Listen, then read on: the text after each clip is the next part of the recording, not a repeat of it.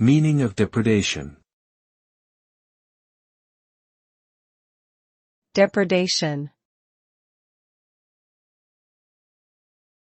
Depredation. Depredation. Depredation.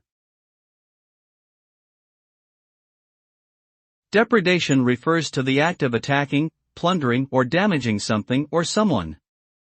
The result of depredation is often negative and detrimental, causing harm and destruction to the victim. For instance, depredation by wild animals can lead to loss of livestock and crops, which can be financially devastating to farmers and ranchers. Similarly, depredation by human beings in the form of looting, pillaging, and raiding can lead to destruction of property, loss of life, and displacement of communities.